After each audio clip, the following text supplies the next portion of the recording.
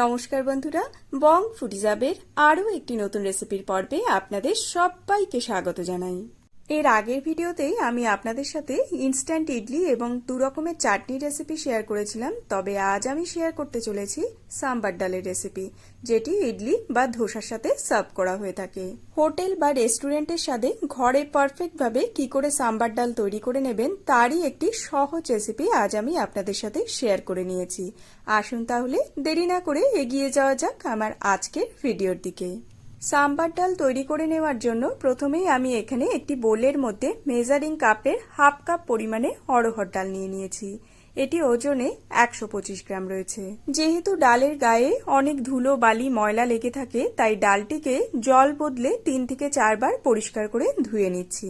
আমি আজ ডালটিকে ভিজিয়ে রাখিনি, তবে আপনারা চাইলে ডালটিকে ধুয়ে নেওয়ার পর জলে ভিজিয়ে আধ ঘন্টার জন্য রেখে দিতে পারেন। ডালটিকে আমার এখানে পরিষ্কার করে ধুয়ে নেওয়া হয়ে গিয়েছে। এবারে আমি এটিকে একটি প্রেসার কুকারের মধ্যে অ্যাড করে দিচ্ছি। এবারে এতে অ্যাড করে দিচ্ছি 2 কাপ পরিমাণে জল এবং 2 চা চামচ পরিমাণে নুন। কুকারের ঢাকনা বন্ধ করে কুকারটিকে একটু নাড়াচাড়া করে নিচ্ছি, যাতে নুন খুব ভালোভাবে এর মধ্যে মিলিয়ে যায়। এবারে গ্যাসের ফ্লেম হাইতে রেখে 5টি সিটি দিয়ে ডালটিকে সেদ্ধ করে নিচ্ছি। তারপর ফ্লেম বন্ধ করে দিচ্ছি এবং কুকারের ঢাকনা নিজে থেকে খুলে আসা অবধি অপেক্ষা করে নিচ্ছি। এদিকে আমি সাম্বার ডালের জন্য কিছু সবজি কেটে নিয়েছি, যেমন মিষ্টি কুমড়ো, সজনে ডাঁটা, গাজর এবং বিনস। তবে চাইলে আপনারা আলু, বেগুন, লাউ ইত্যাদিরও ব্যবহার করে নিতে পারেন। এবারে আমি একটি কড়াইয়ের মধ্যে অ্যাড করে দিচ্ছি 2 টেবিল চামচ পরিমাণে সাদা তেল। তেল ভালো করে গরম হয়ে এলে ফোড়নের জন্য অ্যাড করে দিচ্ছি 2টি শুকনো লঙ্কা, 1 চা চামচ কালো সর্ষে এবং হাফ চা চামচ মেথি। গ্যাসের ফ্লেম লো টু মিডিয়ামের মধ্যে রেখে ফোড়নটিকে 10 থেকে 12 সেকেন্ডের মতো নাড়াচাড়া করে নিচ্ছি। তারপর এর মধ্যে অ্যাড করে দিলাম 8 থেকে 10টি কারি পাতা এবং হাফ চা চামচ হিং। আবারও ফোড়নটিকে একটু নাড়াচাড়া করে নিয়ে আমরা যে সাম্বারের জন্য সবজি কেটে রেখেছিলাম সেই সবজিগুলিকে এর মধ্যে অ্যাড করে দিলাম। গ্যাসের ফ্লেম মিডিয়াম টু হাই এর মধ্যে রেখে সবজিগুলিকে 1 মিনিটের জন্য নাড়াচাড়া করে ভেজে নিচ্ছি। 1 মিনিট পর এর মধ্যে অ্যাড করে দিচ্ছি 1 চা চামচ পরিমাণে নুন এবং আবারও একবার একটু নাড়াচাড়া করে নিয়ে এর মধ্যে অ্যাড করে দিচ্ছি একটি মিডিয়াম সাইজের স্লাইস করে কেটে নেওয়া পেঁয়াজ। এখানে সবজির পরিমাণ আমি আর উল্লেখ করছি না, আপনারা আপনাদের পছন্দ মতো সবজির পরিমাণ বাড়িয়ে বা কমিয়েও নিতে পারেন। গ্যাসের ফ্লেম মিডিয়ামে রেখে সবজিগুলিকে নাড়াচাড়া করে হালকা ভাজা ভাজা করে নিচ্ছি। এখানে কিন্তু খুব বেশি সবজিগুলিকে ভাজার একদমই দরকার নেই। 3 থেকে 4 মিনিট সবজিগুলিকে ভেজে নিলেই যথেষ্ট। মিনিট 4 সময় ধরে সবজিটিকে ভেজে নেওয়ার পর এর মধ্যে অ্যাড করে দিচ্ছি একটি মিডিয়াম সাইজের কুচিয়ে নেওয়া টমেটো। সেই সাথেই অ্যাড করে দিচ্ছি সামান্য পরিমাণে নুন। আর এই নুন অ্যাড করার ফলে টমেটোটি কিন্তু খুব তাড়াতাড়ি নরম হয়ে আসবে। আপনারা যারা আমার এই ভিডিও দেখছেন তারা কোন দেশ থেকে দেখছেন বা কোন রাজ্য থেকে দেখছেন আমাকে কমেন্ট বক্সে অবশ্যই কমেন্ট করে জানাবেন।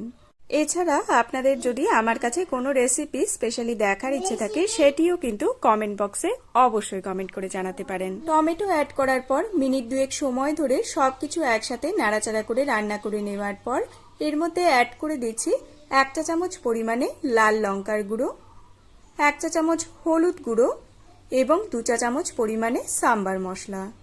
আমি এখানে বাজারের কেনা সাম্বার মশলা ব্যবহার করেছি। খুব ইজিলি কিন্তু যে কোনো গ্রসারি স্টোরেই এই সাম্বার মশলা পাওয়া যায়। মশলাগুলিকে অ্যাড করার পর গ্যাসের ফ্লেম লোতে রেখে সমস্ত সবজির সাথে মশলাটিকে নাড়াচাড়া করে খুব ভালো করে কষিয়ে নিচ্ছি। মশলা অ্যাড করার পর গ্যাসের ফ্লেম মিডিয়াম বা হাইতে রেখে কিন্তু একদমই রান্না করা যাবে না, না হলে মশলা কড়াইয়ের তলায় লেগে ধরতে পারে। মিনিট 2 সময় ধরে নাড়াচাড়া করে মশলাটিকে ভালোভাবে কষিয়ে নেওয়ার পর এর মধ্যে অ্যাড করে দিচ্ছি 2.5 কাপ পরিমাণে হালকা গরম জল। একই সাথে অ্যাড করছি 1 চা চামচ পরিমাণে নুন।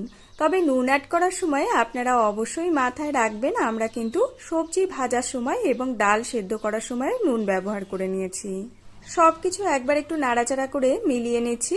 তারপর ঢাকা দিয়ে গ্যাসের ফ্লেম মিডিয়ামে রেখে 7 থেকে 8 মিনিটের জন্য রান্না করে নিচ্ছি। 7 থেকে 8 মিনিট ঢাকা দিয়ে রান্না করে নেওয়ার পর সবজিগুলি কিন্তু মোটামুটি ভাবে সেদ্ধ হয়ে গিয়েছে। এই পর্যায়ে আমি এর মধ্যে অ্যাড করে দিচ্ছি সেদ্ধ করে রাখা অড়হর ডাল। ইডলি, ধোসা বা মেদু বড়ার সাথে এই সাম্বার ডাল খেতে কিন্তু বেশ ভালো লাগে। ডাল অ্যাড করার পর সবকিছু একবার একটু নাড়াচাড়া করে মিলিয়ে নিচ্ছি। তারপর আবারও ঢাকা দিয়ে গ্যাসের ফ্লেম মিডিয়ামে রেখে 3 থেকে 4 মিনিটের মতো রান্না করে নিচ্ছি। 3 থেকে 4 মিনিট ঢাকা দিয়ে ডালটিকে ফুটিয়ে নেওয়ার পর আমাদের সাম্বার ডাল কিন্তু মোটামুটিভাবে রেডি। তবে নামাবার আগে একটি উপকরণ অ্যাড না করলে কিন্তু এই ডাল টোটালি অসম্পূর্ণ, আর সেটি হলো তেঁতুলের পাল্প। তাই আমি এখানে 2 টেবিল চামচ তেঁতুলের পাল্প অ্যাড করে দিচ্ছি, সেই সাথেই অ্যাড করছি একটি ছোট টুকরো আখের গুড়। তবে আখের গুড়ের পরিবর্তে আপনারা কিন্তু 2 চা চামচ চিনিও ব্যবহার করে নিতে পারেন। ব্যাস, এবারে 1 মিনিটের জন্য সবকিছু একসাথে নাড়াচাড়া করে নিলেই রেডি আমাদের সাম্বার ডাল। আমি এখানে ডালটিকে খুব বেশি ঘন আবার খুব বেশি পাতলাও রাখিনি। আপনারা আপনাদের পছন্দ মতো ডালের ঘনত্ব বাড়িয়ে বা কমিয়েও নিতে পারেন। আজ আমি এই সাম্বার ডালটিকে ইডলির সাথে সার্ভ করেছি, আর এই ইডলির রেসিপি কিন্তু আমি এর আগের ভিডিওতেই আপনাদের সাথে শেয়ার করেছি। যদি আপনারা মিস করে গিয়ে থাকেন তাহলে আমি লিংক ডেসক্রিপশন বক্সে দিয়ে দেবো, আপনারা চাইলে দেখে নিতে পারেন। তাহলে বন্ধুরা, আমার আজকের এই সাম্বার ডালের রেসিপি আপনাদের কেমন লাগলো? ভিডিওটি ভালো লেগে থাকলে একটি লাইক দিয়ে আমাকে উৎসাহিত করবেন এবং কমেন্ট করে জানাবেন কেমন লাগলো। চ্যানেলে নতুন বন্ধু হলে সেই সাথে চ্যানেলটিকে সাবস্ক্রাইব করে পাশে থাকা বেল আইকনটি প্রেস করে আমার পাশে থাকার একান্ত অনুরোধ রইল। যদি আপনারা এই রেসিপিটি ফেসবুক পেজ থেকে দেখে থাকেন তাহলে পেজটিকে ফলো করার একান্ত অনুরোধ রইল। আজকের মতো তাহলে এই পর্যন্তই বন্ধুরা, দেখা হবে অন্য একটি নতুন ভিডিওর সাথে অন্য আরেকদিন। সবাই খুব খুব ভালো থাকবেন, সুস্থ থাকবেন। ধন্যবাদ।